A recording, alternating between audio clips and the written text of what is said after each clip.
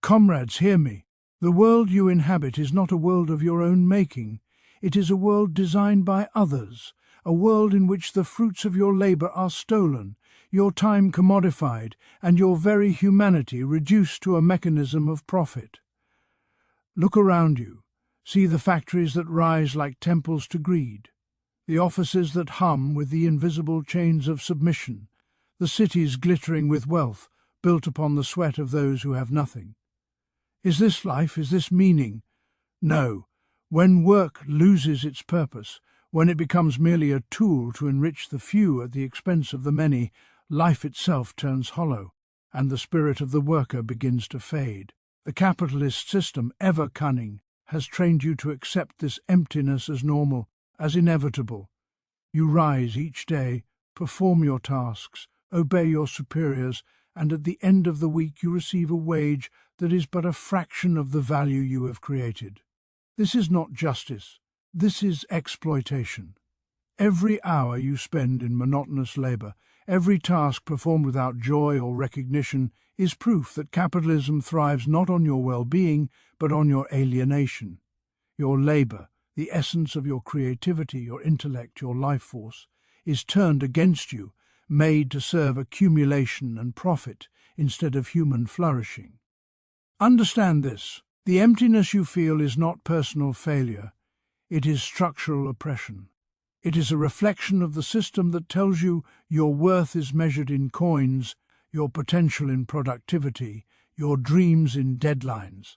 The alienation of labor is total. You are estranged from the product of your work, from the process of production, from your fellow workers, and ultimately from yourself. The machinery of capitalism has not merely robbed your material wealth. It has robbed your meaning, your connection, your very sense of purpose. But hear this truth, comrades. Just as capitalism has constructed this emptiness, it has also created the power to destroy itself. Within the worker resides the force capable of ending exploitation. For all of you who rise each morning, who labor not out of desire but necessity, know that you are not powerless. Your numbers are immense. Your labor is indispensable. The factories, the offices, the fields, they cannot operate without you. If you unite, if you recognize that your suffering is not accidental but systemic, the structures built to oppress you will crumble. The task before you is urgent. Organize, awaken, and reclaim your life from those who have claimed it as their own. The struggle is not merely for wages, not merely for better conditions, it is for the restoration of meaning itself. The worker must see beyond the illusion of individual advancement, beyond the empty promises of meritocracy, and grasp the revolutionary truth. Liberation is achieved collectively, through solidarity and resistance. When the exploited unite, the machinery of oppression is rendered powerless, and work can once again become a human act, expressive and purposeful rather than a chain to bind the spirit. Comrades, the emptiness you feel is the signal of your oppression. Do not accept it as fate. Let it ignite your consciousness, sharpen your intellect, and fuel your resolve. Build organizations, educate your peers, strike against exploitation, and demand a society in which labor serves life, not capital. When work regains its meaning, life itself will surge with vitality, human potential will flourish, creativity, joy, and solidarity will no longer be sacrificed to the altar of profit. The hour is now. The chains of alienation are tangible, the machinery of exploitation is visible, and the collective strength of the workers is undeniable. Stand together, for the liberation of labor is the liberation of life itself. Rise, comrades, rise. Transform the world, not for the few who exploit it, but for the many who make it possible. When work ceases to enslave and begins to empower, the emptiness will vanish, and humanity will reclaim its destiny. Under the system of capitalism, the labor of the worker is fundamentally estranged from its own essence. The very act of working, which should be an expression of human creativity and intellect, is transformed into a mechanism for generating profit for others, stripping labor of its meaning and alienating the worker from the product of their effort. In a workshop, a factory, or an office, the fruits of labor, the product itself, does not belong to the worker who poured energy, skill, and imagination into its creation. Instead, it becomes the property of the capitalist, appropriated as a commodity to be sold on the market. The worker observes their creation, the labor that is inseparable from themselves, removed from their grasp, and transformed into something alien. The very thing that should affirm their humanity is turned against them, a constant reminder that their activity serves accumulation, not life. This alienation of the product is the first layer of the separation imposed by capitalist structures.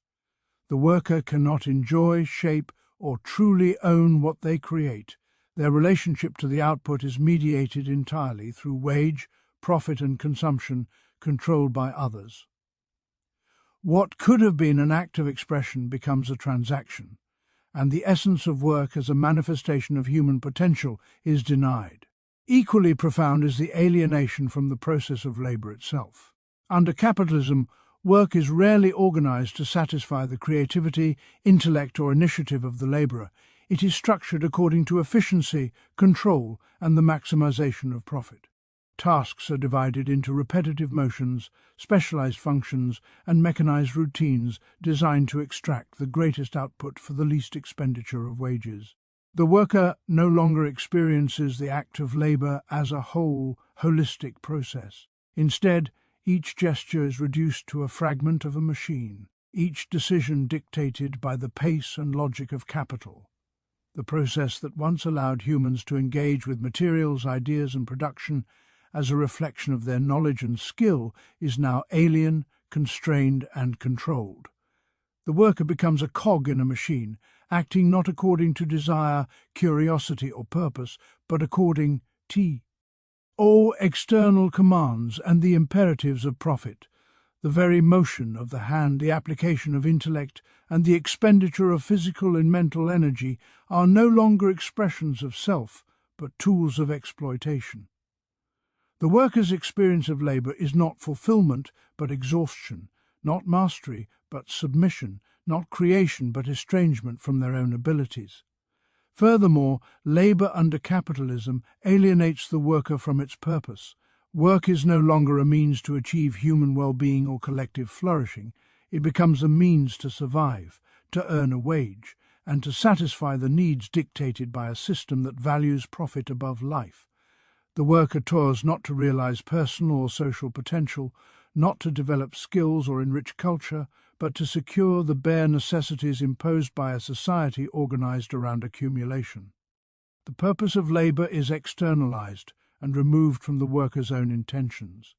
They work to live, yet the work itself does not sustain life in its full sense. It sustains the capitalist wealth, the accumulation of capital that grows from the laborer's own subjugation.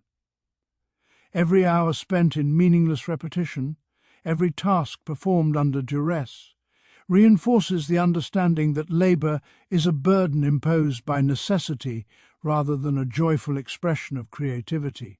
This detachment from purpose generates a deep-seated emptiness, a sense of futility, and a moral disorientation in which the worker can no longer recognize the value of their own existence outside the framework of capital.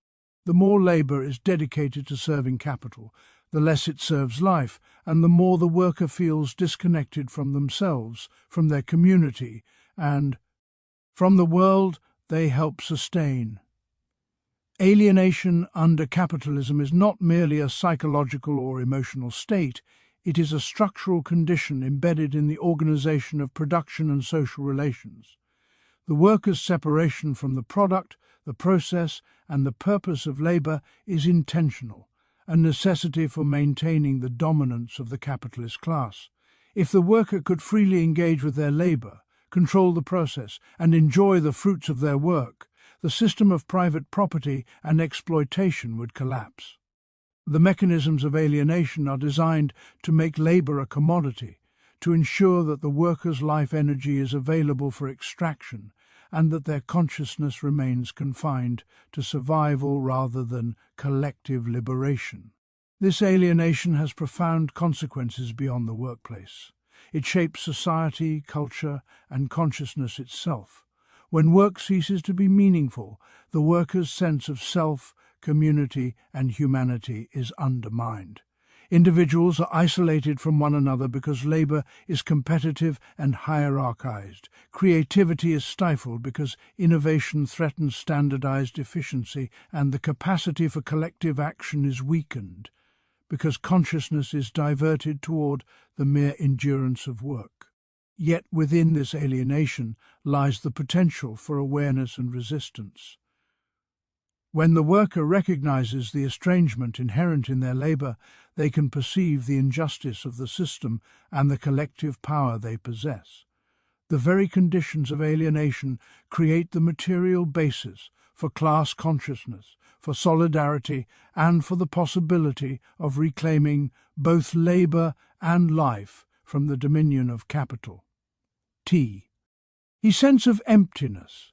The profound dissatisfaction and alienation experienced by workers in their daily labor is not the result of individual weakness, laziness, or failure. It is not a moral deficit, a lack of ambition, or an inability to adapt that produces the hollow feeling that permeates the lives of millions. It is structural, embedded in the very organization of capitalist society, and inseparable from the dynamics of exploitation and property relations. Under capitalism, work is organized not to fulfill human needs or cultivate human potential, but to serve the accumulation of wealth by a small ruling class. The system demands that individuals sacrifice their vitality, creativity, and intellect to tasks that are often repetitive, monotonous, and devoid of intrinsic meaning. The emptiness felt in work is therefore a reflection of the economic and social structures that define life under capitalism, a material condition of oppression, rather than a personal shortcoming. It arises from the contradiction between the worker's human capacity to create, innovate, and produce meaning, and the limitations imposed by a system that reduces labor to a commodity, a means to an end entirely external to the worker's own life. Every day the worker is compelled to participate in a process where their energy is extracted, their skills utilized, and their time consumed, yet the benefits of that labor flow entirely to the capitalist. Wages are paid not as a reflection of the value created, but as a survival allowance, barely sufficient to maintain the worker's capacity to continue laboring. This arrangement is not the result of chance or inefficiency, it is deliberate. Capitalism functions precisely by separating the laborer from the full fruits of their work, ensuring that what is produced becomes alien and external to them. The work performed is organized to maximize profit, not personal satisfaction, fulfillment, or social good. It is constrained, measured, and regimented in ways that erode the worker's sense of agency and diminish the possibility of engagement with the labor process as an expression of human creativity. To feel emptiness in such circumstances is not a personal flaw, it is an inevitable consequence of a system that systematically alienates human activity. Furthermore, the structures of competition, hierarchy, and surveillance reinforce this emptiness. Workers are isolated from one another, pitted against peers for promotions, bonuses, or the mere chance to retain employment. Solidarity is undermined because the very organization of production fosters division, rivalry, and submission. The social environment of work under capitalism does not nurture collaboration or collective achievement. It perpetuates estrangement, discourages engagement with shared goals, and confines the worker to a narrowly defined function. Every interaction, every instruction, every demand reinforces the message that the worker's value is measured in output rather than in humanity. This constant reduction of human worth to measurable productivity intensifies the feeling of meaninglessness, embedding emptiness as a structural feature of everyday life rather than an aberration or personal deficiency. Education and cultural ideology further obscure the structural nature of this emptiness. Workers are socialized to believe that dissatisfaction is personal, that unhappiness is a failure of ambition, skill, or adaptability. The system promotes myths of meritocracy, individual responsibility, and self-improvement, presenting the worker's alienation as a problem to be solved by effort, attitude, or consumption rather than by changing the social and economic conditions that produce it. This ideological manipulation ensures that the true source of emptiness, systemic exploitation, is masked, and the worker internalizes guilt, inadequacy, and despair.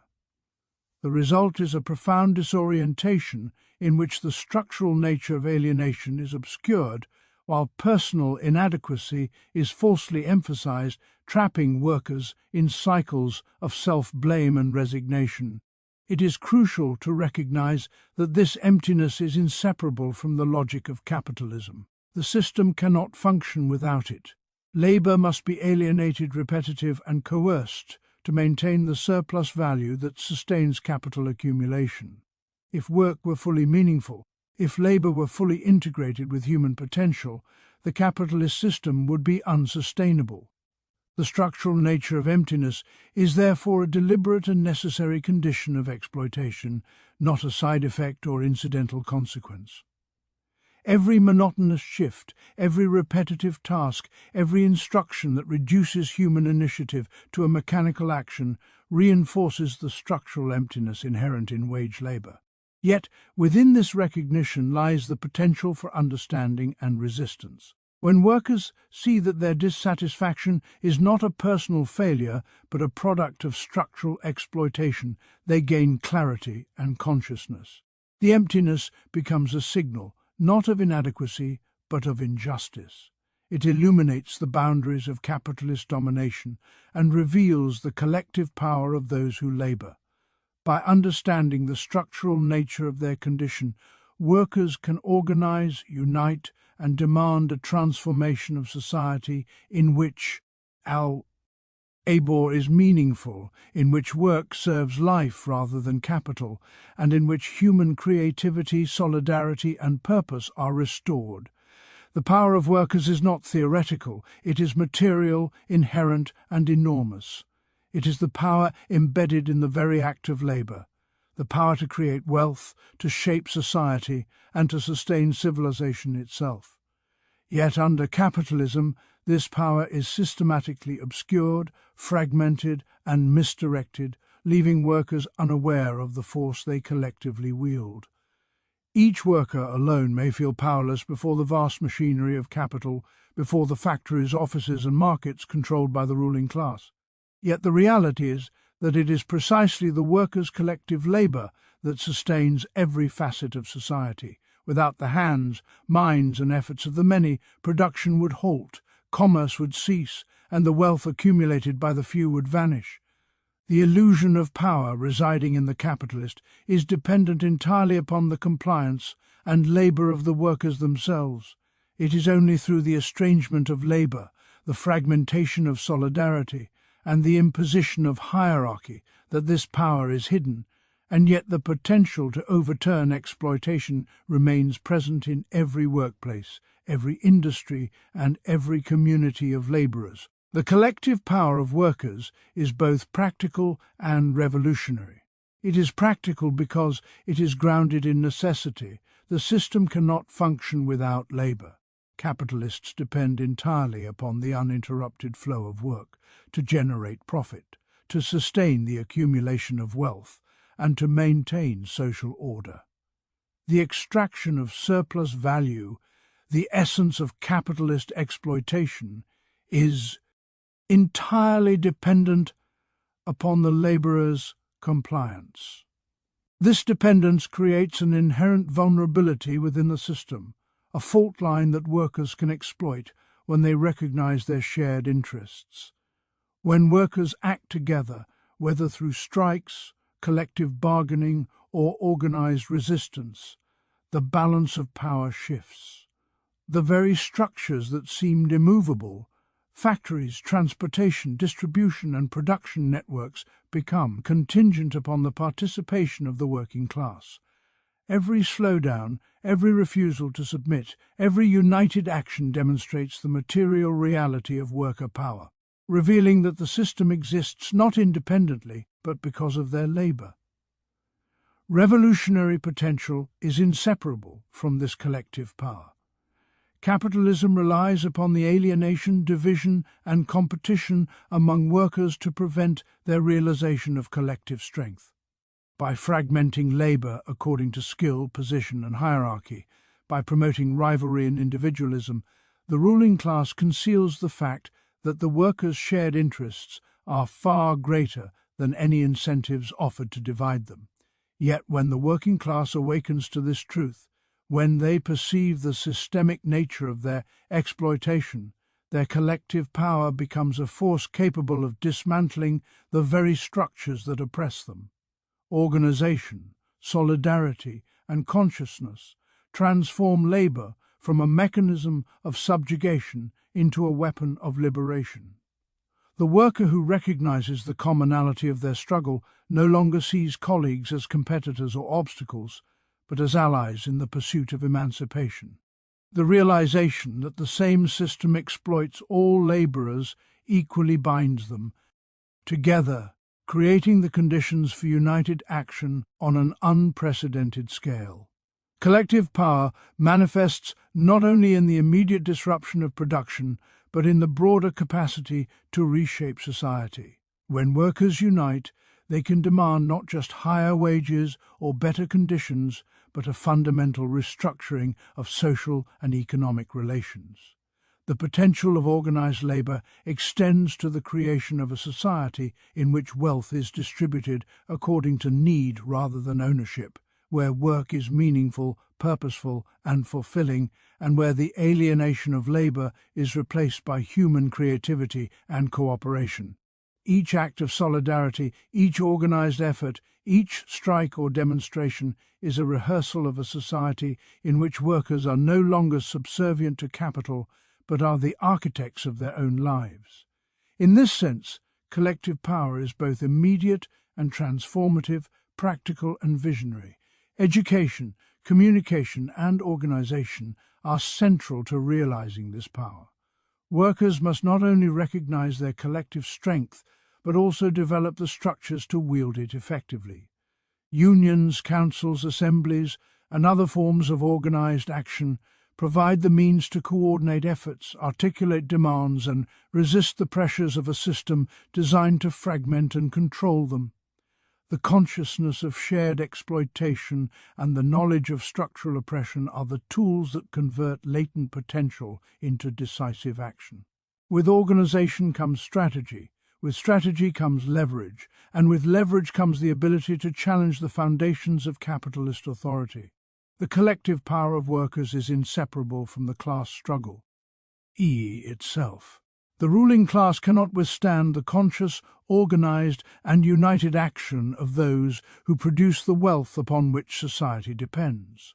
Capitalism exists because labor is fragmented, alienated, and complicit in its own subjugation. When labor unites, the system is revealed as contingent and vulnerable. The potential to dismantle exploitation is not abstract or rhetorical, it is tangible, grounded in the very structures of production that sustain society. The more workers understand their shared interests, the greater their solidarity, and the more deliberate their organization, the closer they move toward a society in which exploitation is no longer possible, in which labor is meaningful, and in which humanity can reclaim the full potential of life and work. True liberation cannot be achieved in isolation, for the forces that dominate society are not vanquished by individual effort, nor are they challenged by solitary resistance. Under capitalism, oppression is systemic, embedded in the structures of production, property, and governance, and it functions through the alienation, fragmentation, and submission of the working class. To confront such a system requires more than anger, more than frustration, more than isolated protest. It requires unity, organization, and class consciousness. Unity is the recognition that the conditions of one worker are inseparable from the conditions of all workers. It is the understanding that exploitation is not personal or random, but systematic, and that the liberation of one is bound to the liberation of many. When workers recognize their shared interests and collective stake in society, they begin to move beyond mere survival toward coordinated, purposeful action.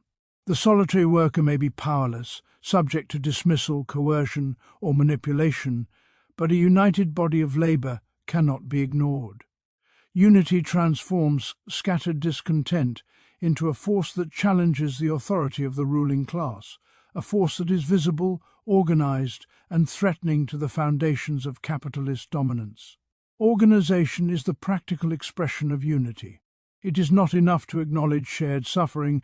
Workers must structure their solidarity in ways that make collective action possible and effective. Organization takes many forms: unions, councils, committees, assemblies, but at its core it is a conscious and deliberate effort to coordinate resources, distribute knowledge, and plan strategic actions that amplify the power inherent in labor. Without organization, unity is abstract, a sentiment without teeth, easily co-opted or fragmented by those who profit from division. With organization, workers can resist exploitation, negotiate with authority from a position of strength, and develop the capacity to challenge not only immediate grievances, but the system itself.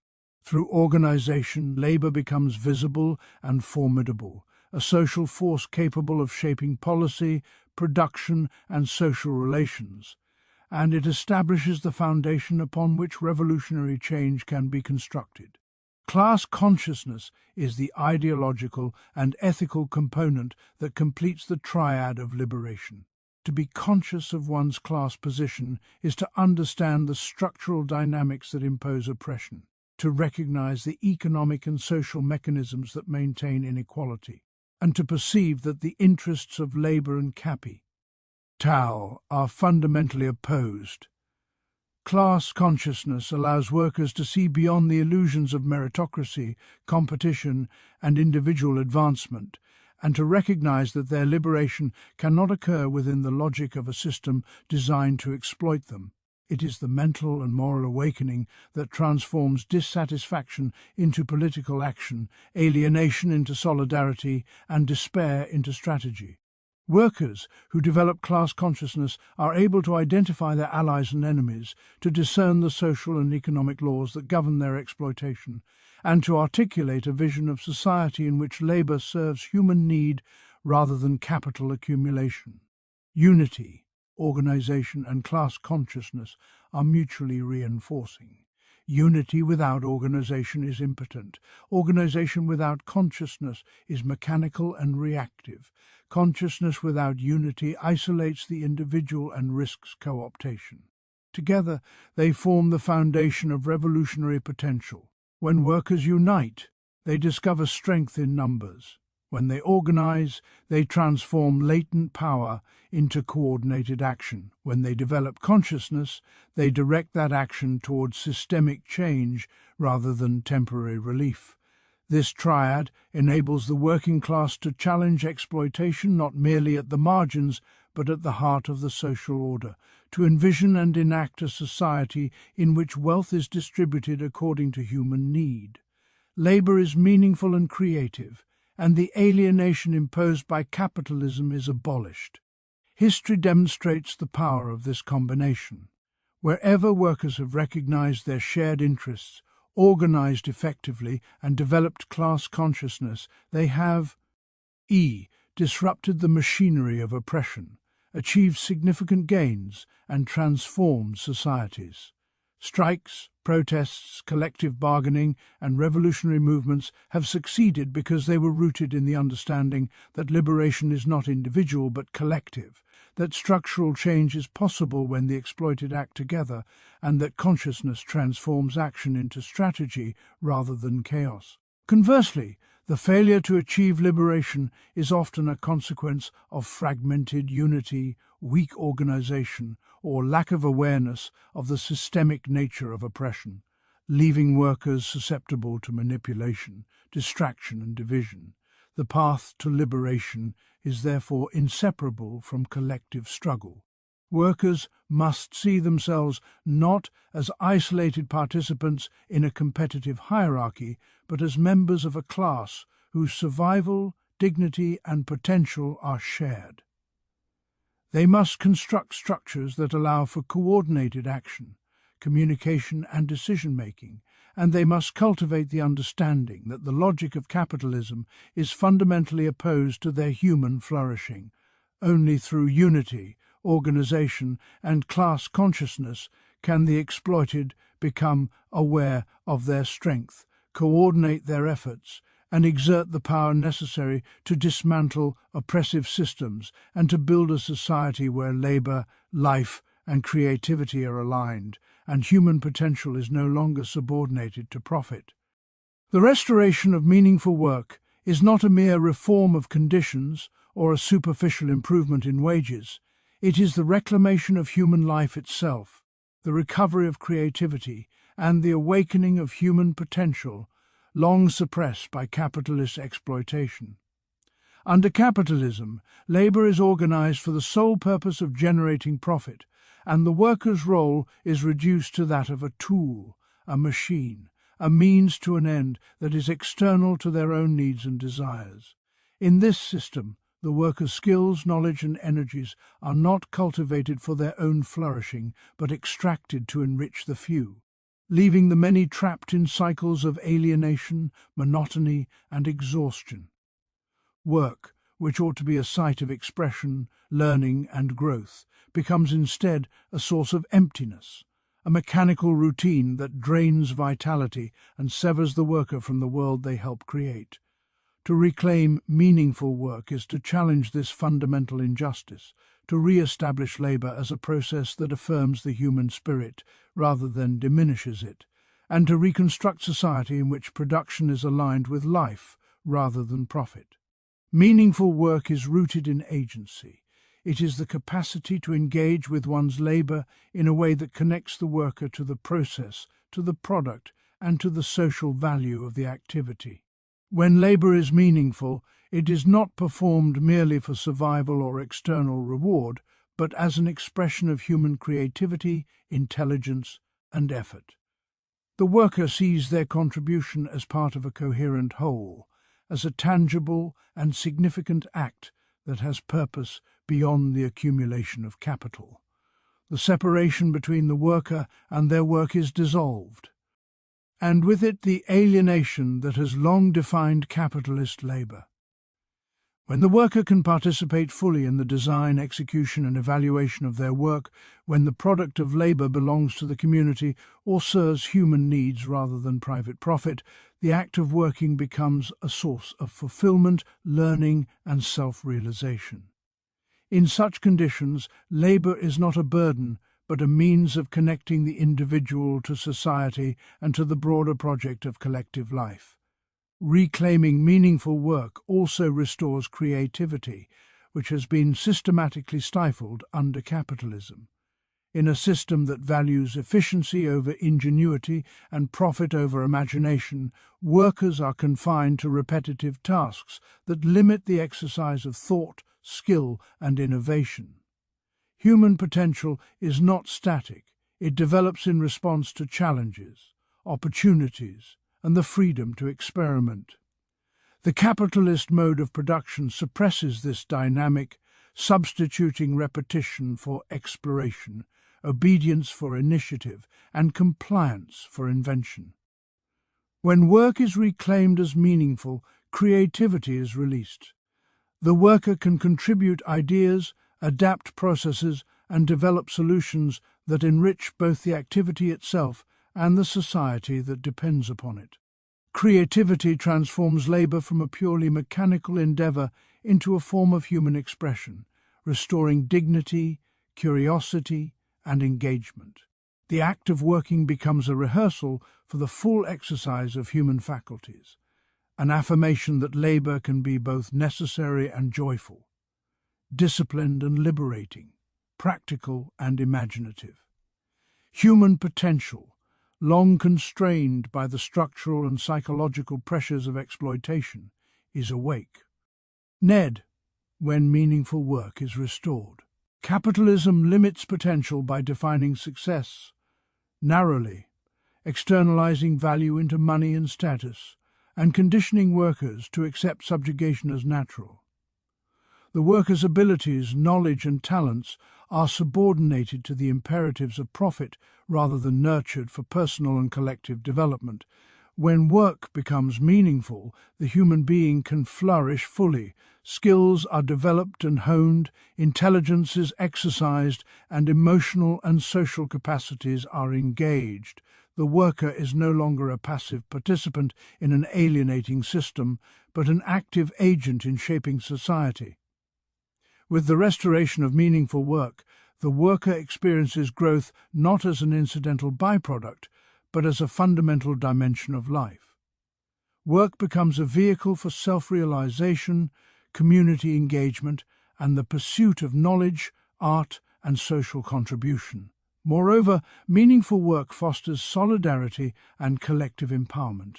When labor is directed towards shared goals that serve human need rather than private accumulation, workers recognize the interdependence of their actions and the social value of cooperation. Alienation is replaced with connection to colleagues, to the product, and to the broader community. Life itself is reinvigorated because work no longer diminishes the human spirit but amplifies it. The energy spent in labor returns as personal growth, social cohesion, and a sense of contribution to the common good. Reclaiming meaningful work is therefore not only an individual liberation but a collective transformation. To achieve this restoration requires the recognition that the emptiness, monotony, and subjugation of labor under capitalism are not natural but imposed. Workers must unite, organize, and act collectively to reshape the conditions of work, to assert control over production, and to align labor with life, creativity, and potential. When these conditions are realized, the worker experiences labor as life-affirming. The process of production becomes a site of human development, and the boundaries of possibility expand. The reclamation of meaningful work is thus the reclamation of the human essence itself, the awakening of capacities long suppressed, and the realization of a society in which labor and life are intertwined in dignity, creativity, and fulfillment. Comrades, the emptiness you feel in work is no accident, no reflection of personal failing, but the inevitable consequence of a system built on exploitation, alienation, and the accumulation of wealth by the few. Yet within this emptiness lies the seed of our power, the realization that labor itself is the source of all wealth, the foundation of society, and the instrument of our liberation. When we unite, when we organize, and when we awaken to our shared class consciousness, the structures that have oppressed and alienated us become vulnerable, for they rely entirely on our compliance and submission. Meaningful work, creativity, and human potential are not luxuries to be earned at the mercy of capital. They are our birthright, inseparable from life itself. The task before us is clear and urgent. We must reclaim our labor, restore its meaning, and align work with life rather than profit.